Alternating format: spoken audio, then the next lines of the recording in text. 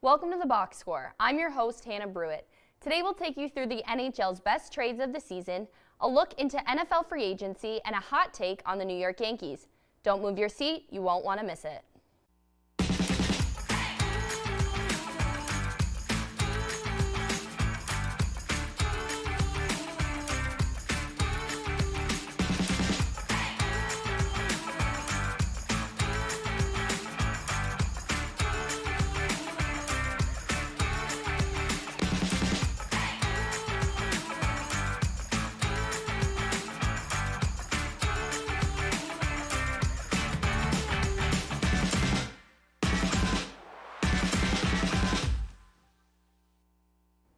The sports world has been completely turned on its head thanks to a virus called COVID-19, or the coronavirus.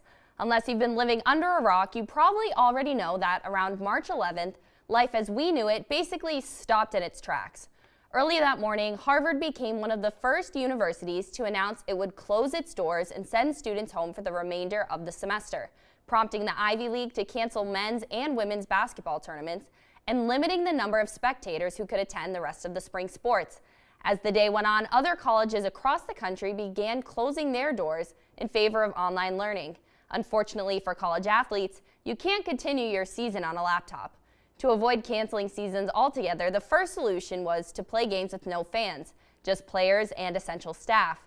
By 4 p.m., the NCAA officially announced that the men's and women's basketball tournaments would be limited to essential staff and family members. On any normal day, the announcement that March Madness would be played in front of no fans would be the biggest news of the day. But March 11th was not a normal day. The Utah Jazz and Oklahoma City Thunder were slated to play each other later that night, but the game was postponed due to a rumor that a player on the Jazz could have been infected with the coronavirus. Around 9:30, Shams Charania of The Athletic and Stadium reported the Utah Jazz star Rudy Gobert had in fact tested positive for the coronavirus. It's also worth noting that Gobert's nonchalant attitude towards the virus didn't make things any easier. 2 days prior, Gobert was seen purposefully touching all of the microphones and audio recorders during his media session. I mean, seriously, dude, the main instructions throughout this whole entire thing were to wash your hands and keep them to yourself as much as possible. And he didn't do either of those things. Just 4 minutes after it was released that Gobert had tested positive, the NBA suspended the entire 2019-2020 season, with the league telling teams that have played Utah in the last 10 days to self-quarantine. And that was still only the beginning.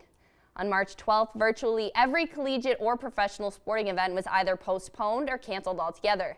Major League Soccer suspended its season for 30 days. The NHL suspended their season until further notice. Major League Baseball canceled all spring training and pushed back the start of the regular season at least 2 weeks.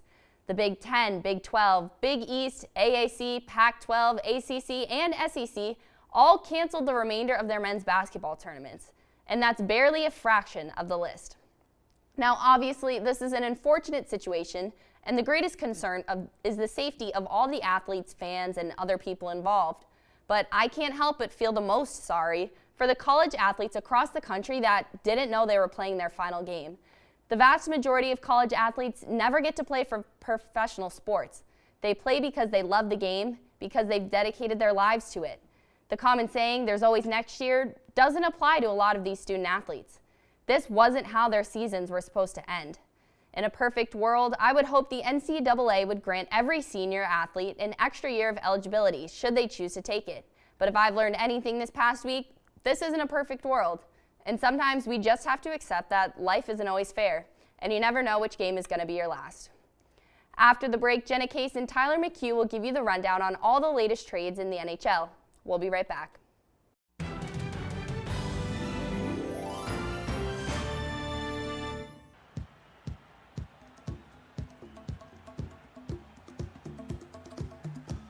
All right, come back in 10 seconds.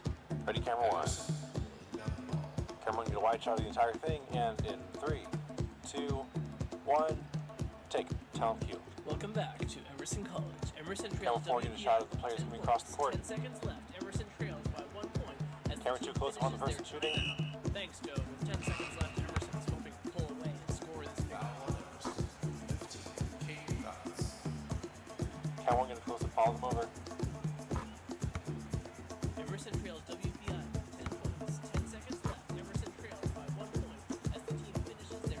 Camera 1, close up on number 33. Thanks, Joe. 10 seconds left, and Emerson is going to pull away. Follow the ball, follow the ball.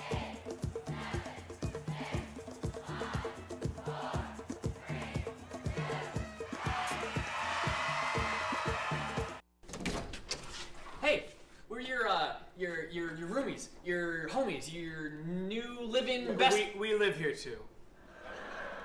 Thanks. Liz, Action. do you have any idea what time it is? It's time. 7. Oh, 7? It would mean a lot to me if you guys watch.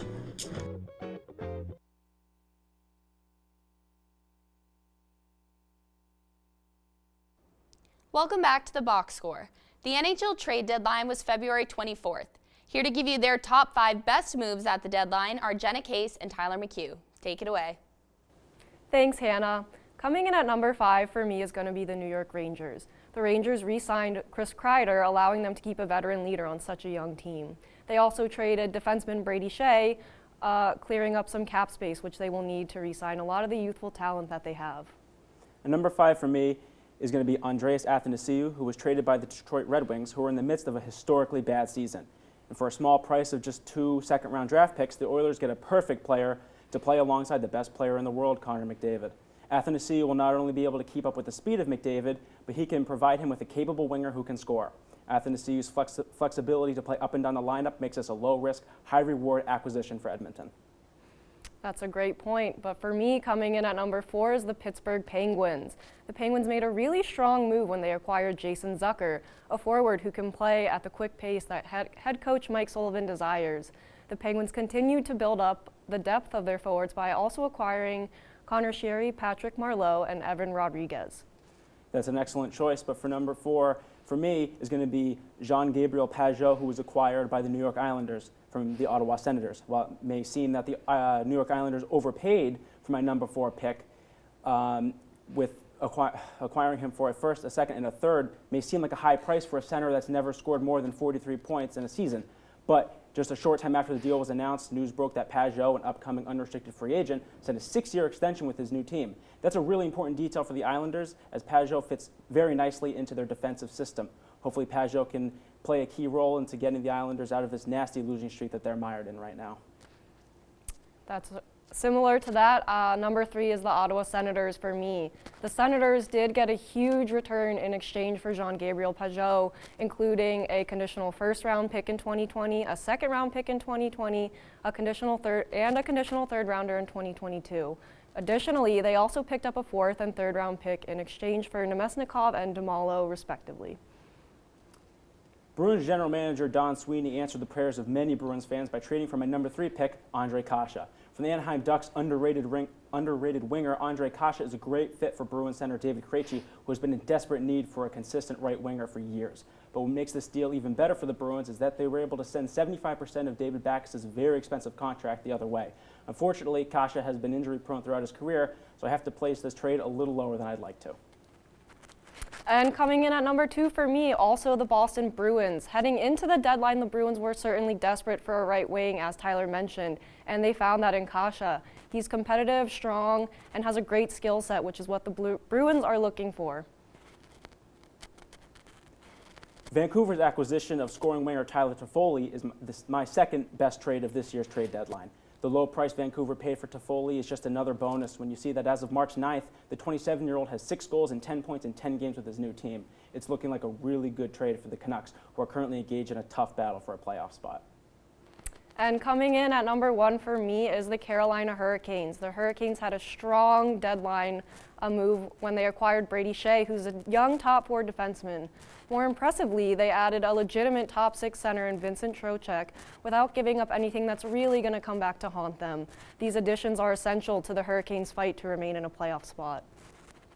And number 1, in a deal that came out of nowhere, goalie Robin Lehner was traded to Vegas and will serve as an excellent secondary option for them. Vegas now has 2 high-caliber starting goalies, a luxury that almost every team doesn't have.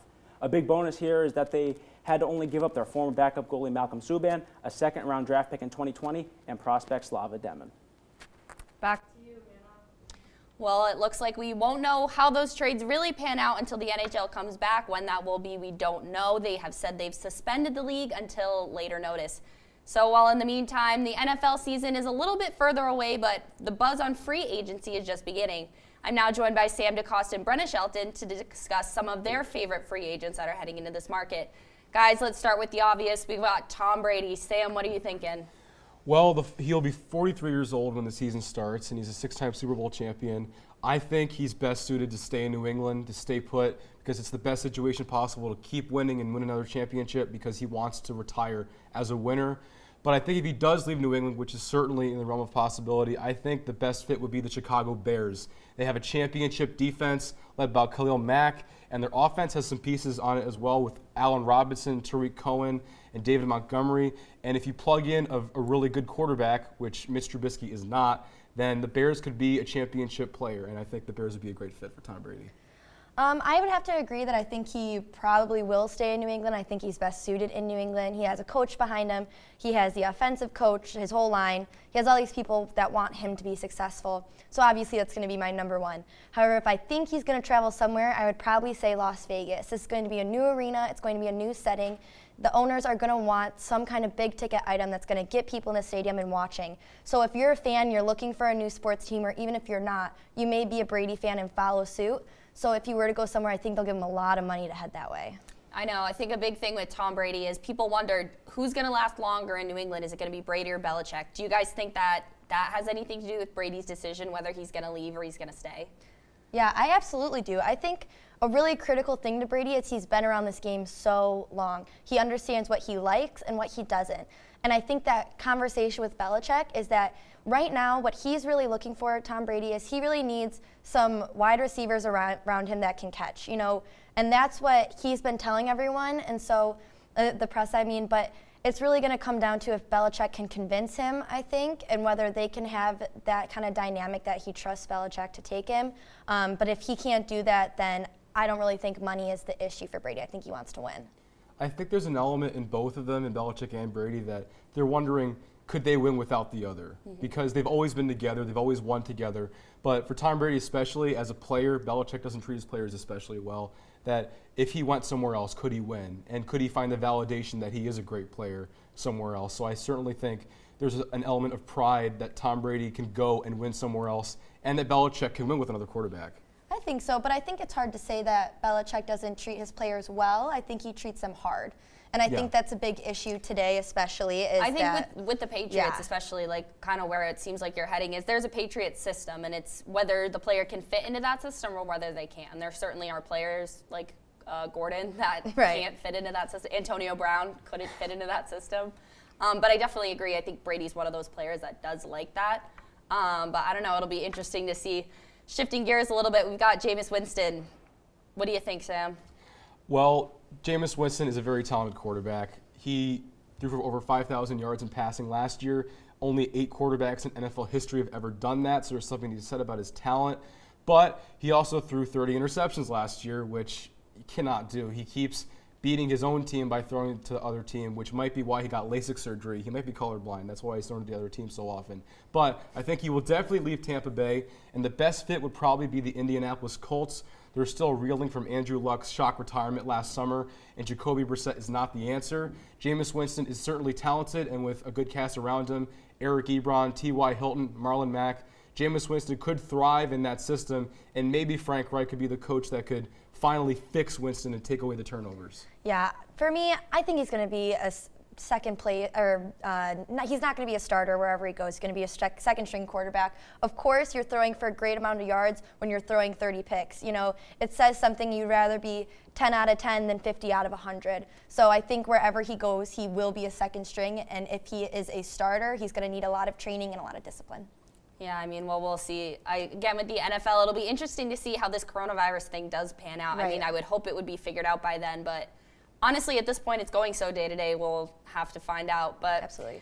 Anyway, this week on the box score, we decided to make a team of our own and take part in the Emerson Lions dodgeball tournament. Let's see how it went. All right, guys, today we're at the Emerson Lions dodgeball tournament. We've got a box score team lined up. We're facing Joey Dubois, possibly in one of these matchups. He's on one of the other teams, so we'll see how it goes.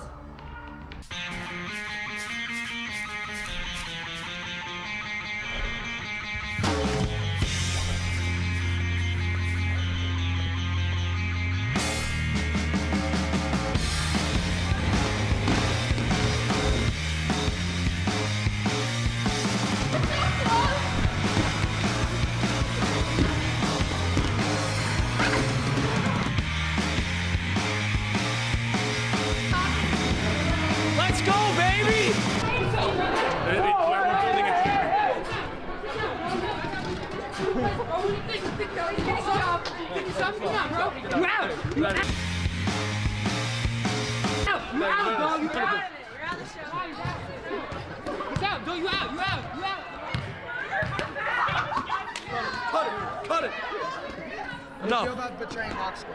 It's not a betrayal. Hey, I said yes to another team first. I felt bad about it, but I couldn't renege on that commitment to the other team. I just hear a lot of excuses. I feel like we got a good shot. I think we can make it past the first round. I don't know who we're playing, but I do think that we can, succeed in this. The box score with Hannah Brewitt, baby. Let's go.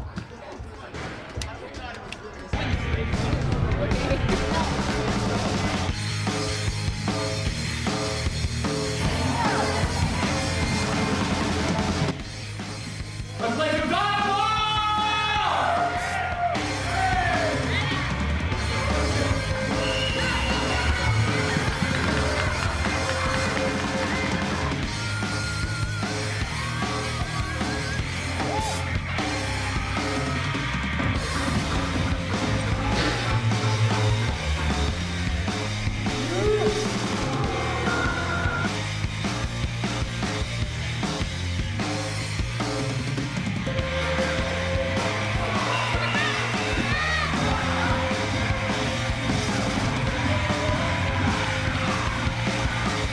So, box score team, what happened? One thing that I'm going to say is that he called me out when it hit the ground first.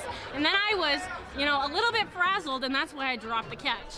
I felt athletic. I felt strong. I thought we all worked really well together as a team, except for the fact that we didn't. And that's why we lost. But I thought we did Mikey not very proud. But I think he'll love us anyways. And that's what matters, is our love for Michael and that we love him too. Yeah. Cam, what's the post game on our game right Well, now? we didn't come out with a good, solid game plan. We didn't execute it. Ref's call was a little questionable on Jackie's on the last out of the match, but can't focus on that stuff. Got to execute next time. Definitely looking forward to the next game. Redemption game.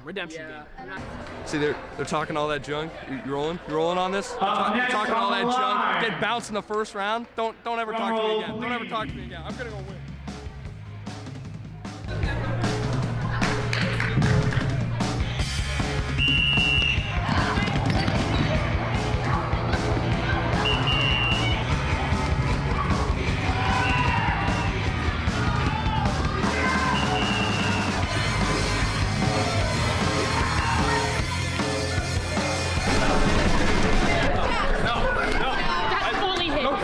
No comment. No, please. Nothing to say. We're going to do our set.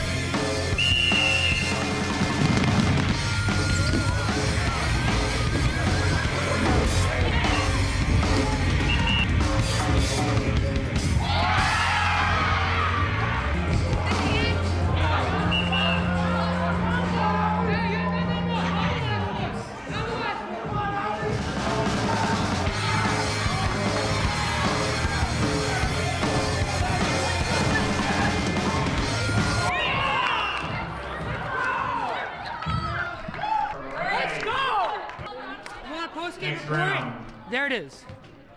That's what I'm talking about, baby. Let's go. Avi's our MVP. MVP, what do you got to say? Cheers, so I won't get fined.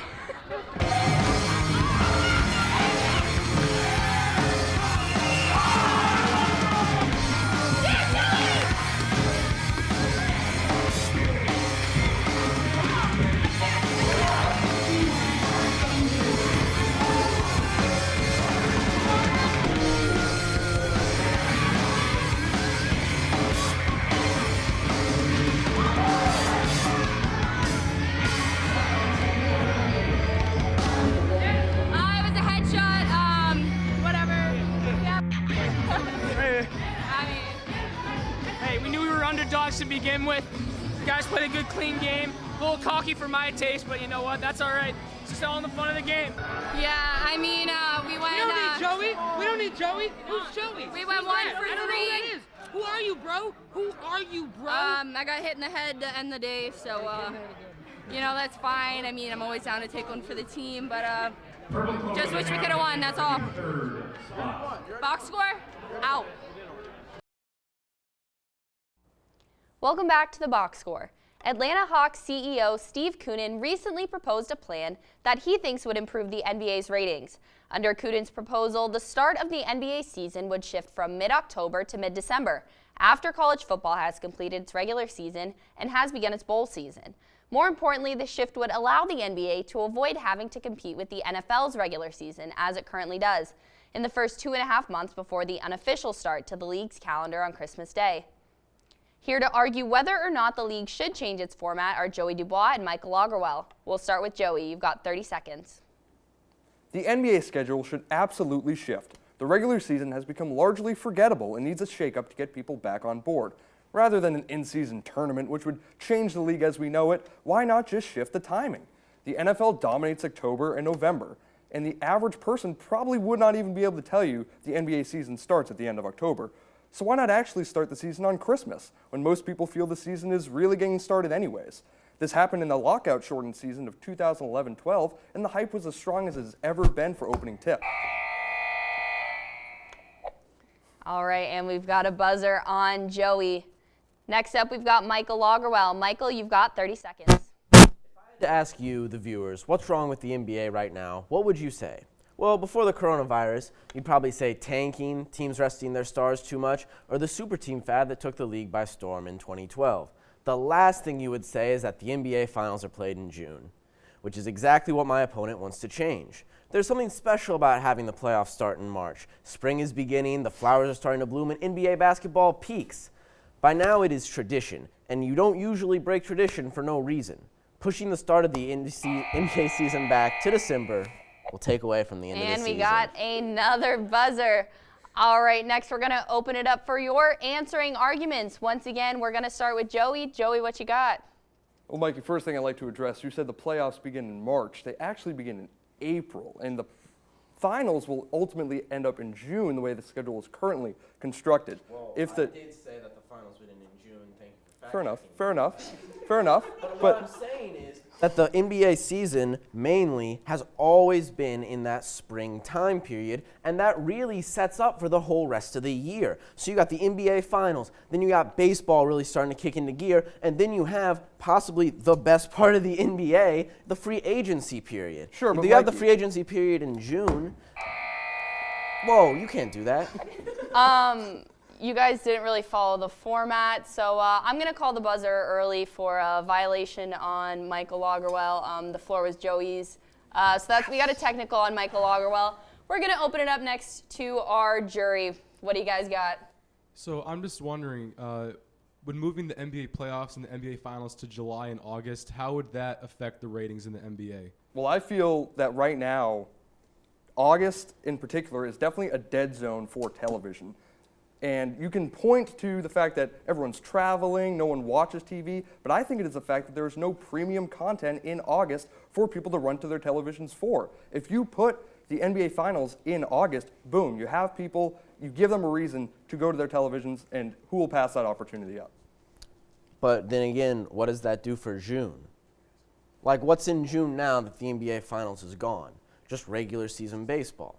So there's still going to be that lull, and even then, like you just said, there's never really been any premier programming in August. So how do we know that's going to affect it? It's a risk, Mikey, but what I would say is what you're avoiding is that competition at the beginning of the NBA season that we talked about. October and November is NFL season. Everyone knows it. You can't even deny it. But the NBA tries to start every year in the middle of October. By just pushing it back to Christmas, they have a whole lane for themselves. Sure, the MLB is still relevant, but we all know the ratings are really going down for that. So if the NBA wants to avoid the same thing happening to them, they need to make a change, and they need to make a change fast.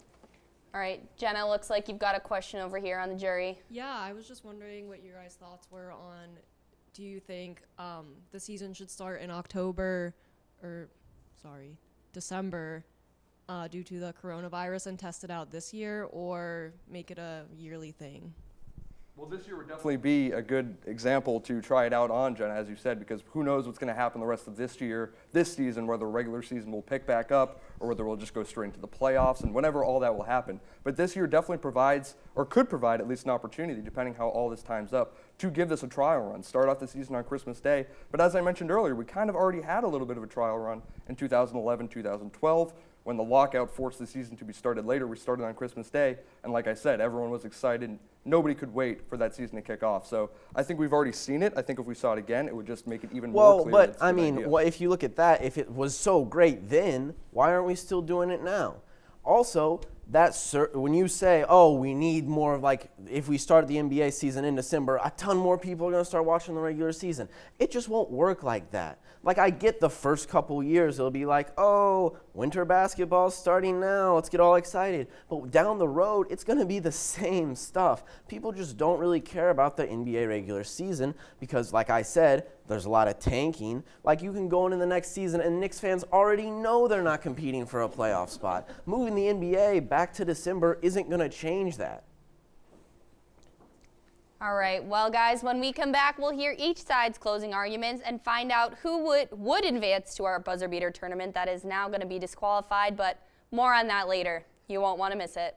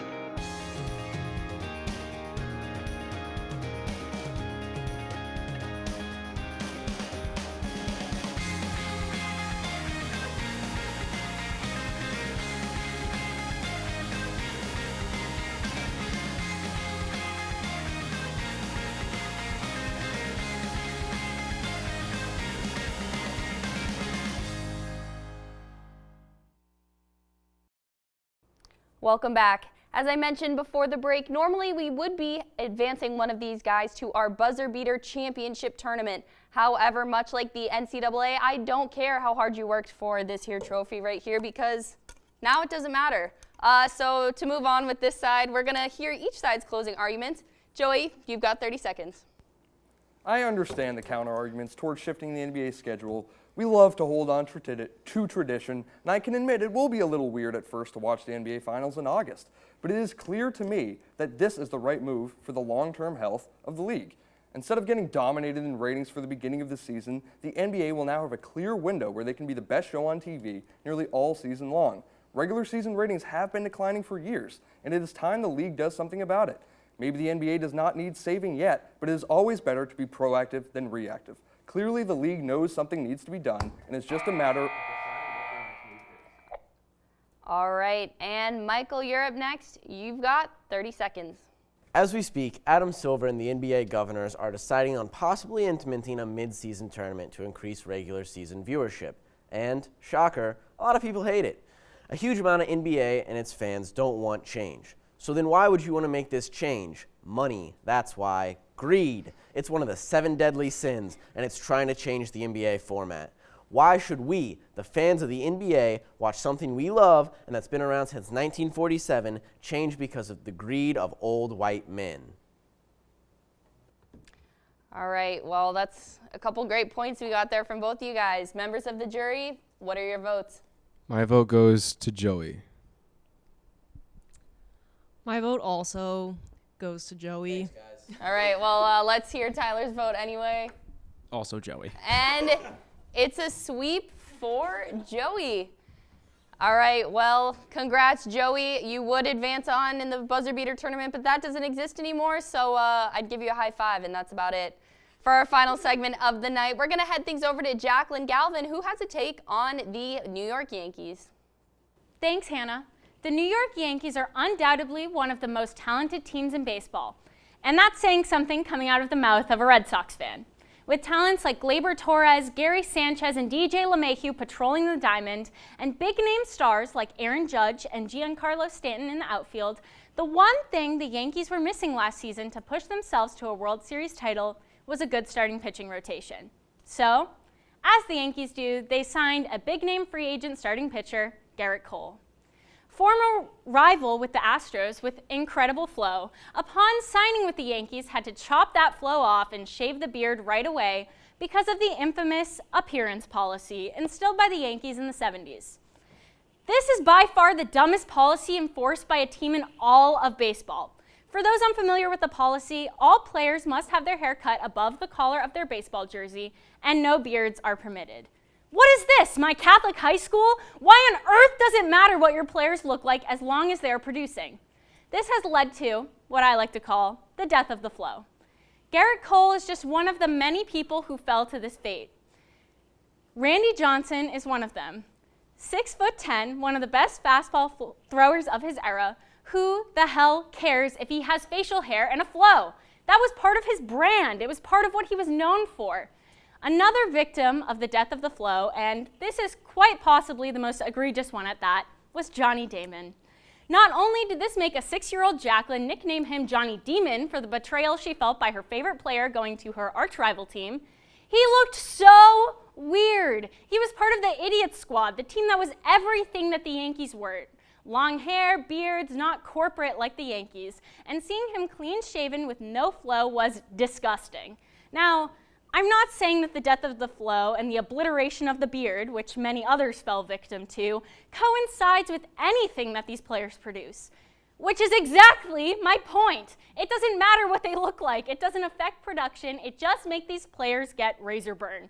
New York Yankees, you are doing the absolute most with this policy. It is dumb. It makes you look dumb, and it makes Garrett Cole look dumb. So stop doing the most. Start letting your players grow their damn hair out.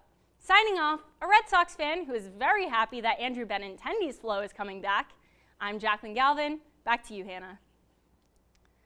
Thanks, Jacqueline. And honestly, I couldn't agree with you more, especially when you mentioned that Andrew Benintendi point.